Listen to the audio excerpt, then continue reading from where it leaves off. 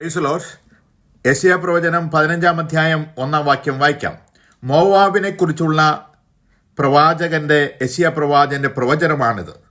ഒരു രാത്രിയിൽ മോവാബിലെ 6 പട്ടണം നശിച്ച് ശൂന്യമായിരിക്കുന്നു. ദൈവമക്കളെ, മോവാബും അമ്മോന്യരെയും പറ്റി നമുക്ക് അറിയാം. ലോത്തിന്റെ വംശ പാരമ്പര്യമാണ് മോവാബിനും അമ്മോന്യരും. അവരുടെ ദുഷ്ടത നിമിത്തം അവർ ദൈവത്തിൽ നിന്ന് വിട്ട് അകന്ന് പോയതുകൊണ്ട് ദൈവത്തിൻ്റെ ന്യായവിധി അവരുടെ മേൽ വരികയാണ്. അങ്ങനെ ദൈവത്തിൻ്റെ ന്യായവിധി അവരുടെ മേൽ വന്നു കഴിഞ്ഞപ്പോൾ അവരുടെ ദുഃഖം കണ്ട്, അവരുടെ പ്രയാസം കണ്ട് പ്രവാചകനായ യെശയ്യാവ് കരയുന്നതാണ് 15 അധ്യായം. ദൈവമക്കളെ, ദൈവദാസന്മാരുടെ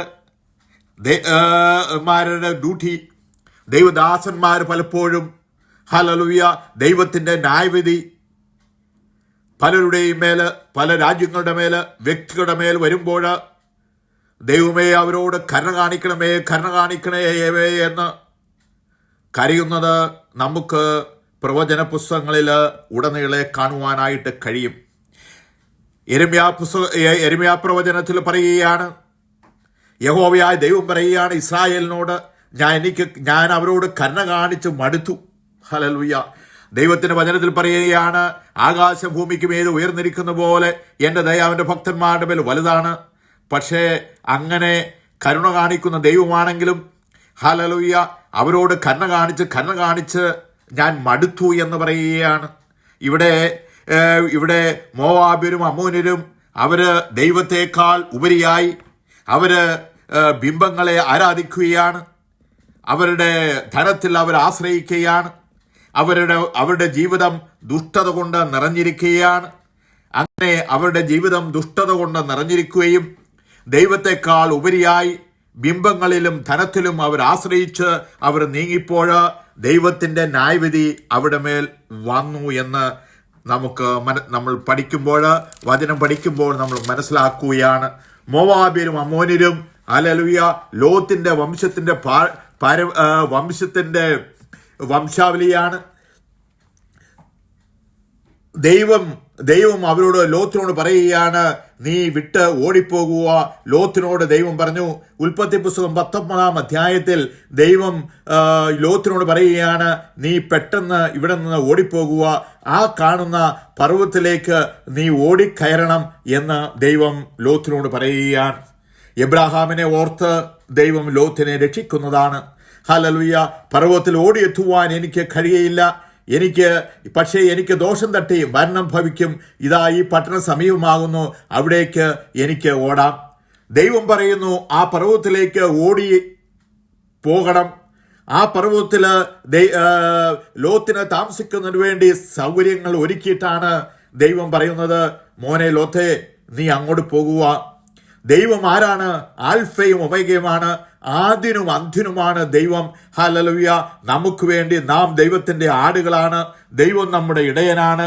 ആ ഇടയനറിയാം ആടുകൾക്ക് എവിടെയാണ് ഭക്ഷണം കിട്ടുന്നത്, ആടുകളെ എവിടെയാണ് തീറ്റേണ്ടതെന്ന് ആ നല്ല ഇടയനായ എൻ്റെ ദൈവത്തിനറിയാം. അതുകൊണ്ടാണ് ദൈവം പറയുന്നത്, നീ ആ പർവ്വതത്തിലേക്ക് പോകുക എന്ന് പറയുകയാണ്. പക്ഷേ ലോത്ത് അത് അനുസരിക്കുവാൻ തയ്യാറായില്ല.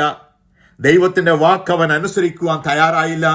അവൻ പറയുകയാണ്, എനിക്ക് അങ്ങോട്ട് പോകുവാൻ കഴിയുകയില്ല, പക്ഷെ എനിക്ക് ദോഷം തട്ടി മരണം ഭവിക്കാതിരിക്കാൻ ഈ പട്ടണം സമീപത്തായിരിക്കുന്നു, അതുകൊണ്ട് ഞാൻ ഈ പട്ടണത്തിലേക്ക് പോകുക എന്ന് പറയുകയാണ്. അത് ചെറുതുമാകുന്നു, ഞാൻ അവിടേക്ക് ഓടിപ്പോകട്ടെ എന്ന്. അത് ചെറുതല്ലോ, എന്നാൽ എനിക്ക് ജീവരക്ഷ ഉണ്ടാകും. ദൈവം നമുക്ക് ജീവരക്ഷ ഒരുക്കുമ്പോൾ മനുഷ്യന്റെ ബുദ്ധിയിൽ ലോത്ത് പറയുകയാണ്, എനിക്ക് അങ്ങോട്ട് പോയാൽ എനിക്ക് ജീവരക്ഷ ഉണ്ടാകും. പക്ഷേ ദൈവത്തിന് അത് ഇഷ്ടമായില്ല. അതുകൊണ്ട് അവന്റെ ജീവിതത്തിൽ ശപിക്കപ്പെട്ട 2 തലമുറകളാണ് മോവാബ്യരും അമ്മോന്യരും. 2 തലമുറ അവരുടെ ജീവിതത്തിൽ ഉളവാകുകയാണ്. അങ്ങനെ ശപിക്കപ്പെട്ട തലമുറ ഉളവായി ദൈവം അവരോട് പറയുകയാണ്, എൻ്റെ ജീവിതത്തിൽ ഒരിക്കലും എൻ്റെ ആലയത്തിൽ പ്രവേശിക്കരുതെന്ന് അവരോട് ദൈവം പറയുകയാണ്. ഒരിക്കലും ആലയത്തിൽ പ്രവേശിക്കുവാൻ പാടില്ലാത്ത രീതിയിൽ ദൈവം അവരെ ശപിച്ചു എന്ന് നമ്മൾ കാണുകയാണ്. ഹല്ലേലൂയ. ദൈവമക്കളെ, നമ്മുടെ ജീവിതയാത്രയിൽ ഹല്ലേലൂയ നമ്മൾ തെറ്റു ചെയ്ത് ബിംബാരാധനയിലേക്ക് നമ്മൾ പോയാൽ, ദൈവം ദുഷ്ടത പ്രവർത്തിച്ചാൽ ദൈവത്തിൻ്റെ ന്യായവിധി നമ്മുടെ ജീവിതത്തിലേക്ക് വരും എന്ന് ദൈവം നമ്മെ ഓർമ്മിപ്പിക്കുകയാണ്. ഹല്ലേലൂയ. ഇവിടെ നമുക്ക് 1 രാജാക്കന്മാർ 11 അധ്യായത്തിൽ ഹല്ലേലൂയ ശലോമോൻ രാജാവ് അതിൻ്റെ 6-ാം വാക്യത്തിൽ പറയുകയാണ്, തൻ്റെ അപ്പനായ ദാവീദിനെ പോലെ യഹോവയെ പൂർണ്ണമായി അനുസരിക്കാതെ ശലോമോൻ യഹോവയ്ക്ക് അനിഷ്ടമായത് ചെയ്തു. അതായത് 2 പ്രാവശ്യം ദൈവം ശലോമോന് പ്രത്യക്ഷനാകുകയും എല്ലാവിധ ജ്ഞാനവും ബുദ്ധിയും എല്ലാം കൊടുത്ത ആ ദൈവത്തിന് അനിഷ്ടമായത് ശലോമോൻ ചെയ്യുകയാണ്. അന്ന് ശലോമോൻ യെരൂശലേമിനെതിരെയുള്ള മലയിൽ മോവാബരുടെ മ്ലേച്ഛവിക്രമായ കൊമോശിനും അമ്മോനയുടെ മ്ലേച്ഛവിക്രമായ മേലാക്കിനും ഓരോ പൂജാഗിരി പണിതു. ഹല്ലേലൂയ. മ്ലേച്ഛവിഗ്രഹമായ അന്യദൈവങ്ങളെ ആദരിക്കരുത് എന്ന് പറഞ്ഞ ദൈവം കൽപ്പന കൊടുത്തിട്ട് അത് നന്നായി അറിയാവുന്ന ശലോമോൻ ഹല്ലേലൂയ അവർക്ക് വേണ്ടി വിഗ്രഹം പണിയുകയാണ്. തങ്ങളുടെ ദേവന്മാർക്ക് ധൂപം കാട്ടുകയും ബലി കഴിച്ചും പോന്നു. അന്യജാതിക്കാരത്തിയായ സകല ഭാര്യമാർക്കും വേണ്ടി അവൻ അങ്ങനെ ചെയ്തു. അന്യജാതിക്കാരിയായ തൻ്റെ ഭാര്യമാർക്ക് വേണ്ടി ശലോമോൻ തൻ്റെ ജീവിതത്തിൽ ദൈവത്തിൽ നിന്ന് മാറിപ്പോവുകയാണ്. ഹല്ലേലൂയ. ശലോമോൻ വയോധികനായപ്പോൾ ഭാര്യമാർ അവൻ്റെ ഹൃദയത്തെ അന്യദേവങ്ങളിലേക്ക് വശീകരിച്ചു. അവൻ്റെ ഹൃദയം അവൻ്റെ അപ്പനായ ദാവീദിന്റെ ഹൃദയം പോലെ തൻ്റെ ദൈവമായ യഹോവയിലെ ഏകാഗ്രതമായിരുന്നില്ല. തൻ്റെ അപ്പനായ ദാവീദിനെ പോലെ തൻ്റെ ഹൃദയം അവന് ദൈവത്തിങ്കലെ ഏകാഗ്രതമാക്കാതെ അന്യദേവന്മാരിലേക്ക് അവനെ മാറ്റുകയാണ്. ഹല്ലേലൂയ. അങ്ങനെ മാറ്റിയതിന് കൊണ്ട് അവന് സംഭവിച്ചത് കണ്ടോ? ഹല്ലേലൂയ. ഇസ്രായേലിന്റെ ദൈവമായ യഹോവ ഇവയെ വിട്ട് ശലോമോൻ തന്റെ ഹൃദയം തിരിക്കുകയും യഹോവ കൽപ്പിച്ച് പ്രമാണിക്കാതിരിക്കുകയും ചെയ്തുകൊണ്ട് യഹോവ അവനോട് കോപിച്ചു.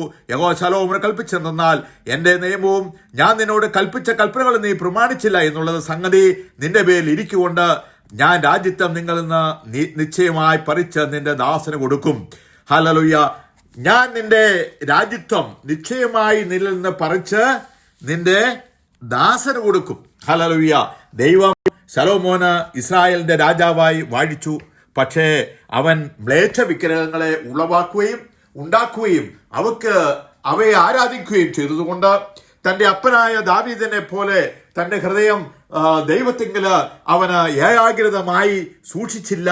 ആ ഒരു കുറവ് അവന്റെ മേല് ദൈവം കാണുകയാണ്. അതുകൊണ്ട് ദൈവം അവനെ ശലോമോനെ ദൈവം തൂക്കി നോക്കി അവൻ കുറവുള്ളവനായി കണ്ടു. അതുകൊണ്ട് അവന്റെ രാജ്യത്വം ദൈവം അവനിൽ നിന്ന് മാറ്റുകയാണ്. ദാവീദിനെ ഓർത്ത് പക്ഷെ ശലോമോന്റെ ആയുഷ്കാലത്തില് ദൈവം അത് മാറ്റിയില്ല. തന്റെ മകൻ തന്നെ ദൈവം ഒരു ഗോത്രമാണ്, 12 ഗോത്രത്തില് ഒരു ഗോത്രമാണ് അവന് കൊടുത്തത് എന്ന് വിശുദ്ധ വചനത്തിൽ പറയുകയാണ്. അവന്റെ ന്യായവിധി, ദൈവത്തിന്റെ ന്യായവിധി ദൈവത്തിൽ നിന്ന് അകന്നുപോയപ്പോൾ ദൈവത്തിന്റെ ന്യായവിധി ശലോമോന്റെ സന്തതികളുടെ മേൽ ഉളവായി. ഹല്ലേലൂയ. ലോകം നോക്കുമ്പോൾ തെറ്റ് ചെയ്തത്, കഴിവില്ലാത്തത് ശലോമോന്റെ മക്കളാണ്.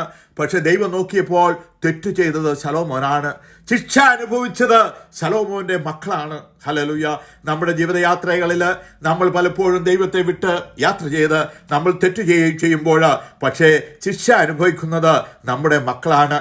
അതുകൊണ്ട് ദൈവമക്കളെ, നമ്മുടെ മക്കളെ ഓർത്ത്, നമ്മുടെ തലമുറകളെ ഓർത്ത് ദൈവത്തോട് നമ്മൾ കാലേബ് ദൈവത്തോട് പറ്റിച്ചേർന്നിരുന്ന പോലെ ദൈവത്തോട് പറ്റിച്ചേർന്ന് ജീവിക്കുവാൻ നമ്മൾ ശ്രമിക്കണം. നമ്മുടെ കഴിവിൻ്റെ പരമാവധി ദൈവത്തോട് പറ്റിച്ചേർന്ന് ജീവിക്കുവാൻ നമ്മൾ ശ്രമിക്കണമെന്ന് ദൈവം നമ്മെ ഓർമ്മപ്പെടുത്തുകയാണ്. സങ്കീർത്തനം 115 അധ്യായം 4 വാക്യത്തിൽ ഹല്ലേലൂയ, അവരുടെ വിഗ്രഹങ്ങൾ പൊന്നും വെള്ളിയുമാകുന്നു, മനുഷ്യരുടെ കൈവേലയും തന്നെ.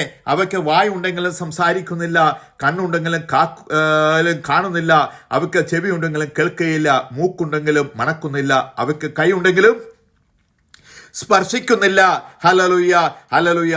അത് ദൈവം പറയുകയാണ്, ഈ മ്ലേച്ഛ വിഗ്രഹങ്ങളെ ഉളവാക്കി അവയെ ആരാധിക്കുന്നവർക്ക് അവർക്ക് കഷ്ടവും സങ്കടവും ദുഃഖവും ഉണ്ടാകുമെന്ന് ദൈവം ഓർമ്മപ്പെടുത്തുകയാണ്. അതുകൊണ്ട് ദൈവമക്കളെ, നമ്മുടെ ജീവിതയാത്രയിൽ ഒരിക്കലും ദൈവത്തെ വിട്ട്, അവനെ വിട്ട് അന്യവിഗ്രഹങ്ങളെ ആരാധിക്കുവാൻ നീ ഇറങ്ങി പുറപ്പെടരുത്.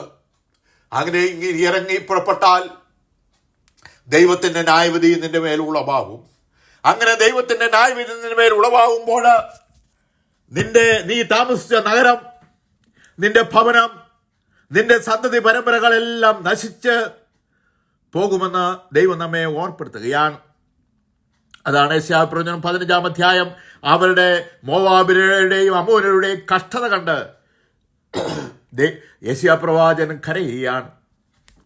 അവിടെ ദുഃഖം കണ്ട് ആ പ്രവാചകൻ ശ്രേഷ്ഠൻ ദൈവത്തോട് കരയുകയാണ്. ദൈവമേ, നിനക്ക് ഒരു മനസ്സലിവ് ഉളവാവണമേ, ഈ ജനതയോട് നീ മനസ്സലിവ് ഉളവാവണമേ. അവർ തെറ്റു ചെയ്തു പോയി, എങ്കിലും നീ അവരോട് ക്ഷമിക്കണമേ എന്ന് യെശയ്യാപ്രവാചകൻ കരയുന്നതാണ്. യെശയ്യാവ് 15-ാം അധ്യായം. ഒരു രാത്രിയിൽ മോവാബിലെ ആർപ്പട്ടണം നശിച്ചു. ആ മോവാബ് പട്ടണത്തിന്റെ തലസ്ഥാനകരമായ പട്ടണമുണ്ടല്ലോ, അത് നശിച്ച് ശൂന്യമായിരിക്കുകയാണ്. ഒരു രാത്രിയിൽ മോവാബിലെ കീഴ്പട്ടണം, ഹല്ലേലൂയ, നല്ല മതിലുകൾ തീർത്ത ആ പട്ടണമുണ്ടല്ലോ, ആ പട്ടണവും എത്ര മതിലുകൾ ഉണ്ടെങ്കിലും ദൈവത്തിന്റെ ന്യായവിധി വന്നാൽ അവിടെ പിടിച്ചു നിൽക്കുവാനായിട്ട് കഴിയില്ല. ദൈവത്തിന്റെ ന്യായവിധി വന്നാൽ ഒരു മതിലിനും മനുഷ്യന്റെ ശക്തിക്കോ മനുഷ്യന്റെ ബലത്തിനോ മനുഷ്യന്റെ ധനത്തിനോ മനുഷ്യന്റെ ശക്തികൾക്കോ മനുഷ്യന്റെ ആയുധങ്ങൾക്കോ പിടിച്ചു നിൽക്കുവാൻ കഴിയില്ല എന്ന് ദൈവം യെശയ്യാപ്രവാചകൻ മുഖാന്തരം നമ്മെ ഓർമ്മപ്പെടുത്തുകയാണ്. ഹല്ലേലൂയ. 2 നഗരങ്ങളും അങ്ങനെ ശൂന്യമായി പോവുകയാണ്. അവർ നിലവിളിക്കുന്നു. അവരുടെ തലയൊക്കെയും മൊട്ടയടിച്ച് താടിയൊക്കെയും കത്തിരിച്ച് ഇരിക്കുന്നു. അവിടെ നിലവിളി വീതികൾ കേൾക്കുകയാണ്. ആ ജനമുണ്ടല്ലോ, ആ മനുഷ്യരാശിയുണ്ടല്ലോ, അവർ രാത്രി എന്നോ പകലെന്നോ ഇല്ലാതെ അലമുറയിട്ട് കരയുകയാണ്. അവരുടെ ദുഷ്ടത നിമിത്തം, അവരുടെ പിതാക്കന്മാർ ചെയ്ത ദുഷ്ടത നിമിത്തം, അവർ ചെയ്ത ദുഷ്ടത നിമിത്തം ദൈവത്തിന്റെ ന്യായവിധി അവിടെ മേൽ വന്നിരിക്കുകയാണ്. അതുകൊണ്ട് ആ പട്ടണങ്ങൾ മുഴുവനും നശിച്ചു പോയിരിക്കുകയാണ്. ആ ജനം കരയുകയാണ്. അതുകൊണ്ട് അവരുടെ കരച്ചിൽ കേട്ടിട്ട് യെശയ്യാപ്രവാചകന്റെ മനസ്സലിയുകയാണ്. അവൻ ദൈവത്തോട് മധ്യസ്ഥ യാചിക്കുകയാണ്. ദൈവത്തിന്റെ മുമ്പിൽ ഇടിവിൽ നിൽക്കുകയാണ്. ദൈവമേ, ഈ ജനത്തോട് നീ കരുണ കാണിക്കണമേ എന്ന്. അതാണ് യെശയ്യാപ്രവചനം 15-ാം അധ്യായം. അതുകൊണ്ട് ദൈവമക്കളെ, നമ്മുടെ ജീവിതയാത്രയിൽ നമ്മൾ ദൈവത്തെ വിട്ട് അന്യദേവനെ ആരാധിക്കുവാൻ, അന്യദേവനെ പ്രതിഷ്ഠയ്ക്ക് മുമ്പ് നമ്മൾ അവനെ ആരാധിക്കുവാൻ പൊട്ടിപ്പുറപ്പെട്ടാൽ നമുക്ക് മാത്രമല്ല നമ്മുടെ സന്തതി പരമ്പരകൾക്കും ദൈവം ന്യായം വിധിക്കുന്ന ഒരു ദിവസമുണ്ടെന്ന് ദൈവം നമ്മളെ ഓർപ്പെടുത്തുന്നു. ഈ വചനങ്ങളാൽ പിതാവിൻ്റെയും പുത്രൻ്റെയും പരിശുദ്ധാത്മാവിന്റെ നാമത്താൽ ഞാൻ എല്ലാവരെയും അനുഗ്രഹിക്കുന്നു. ദൈവം അങ്ങനെ ചെയ്തിരിക്കുന്ന ഈ സ്തോത്രം യേശുവിന്റെ നാമത്തിൽ കർത്താവേ, ആമേൻ.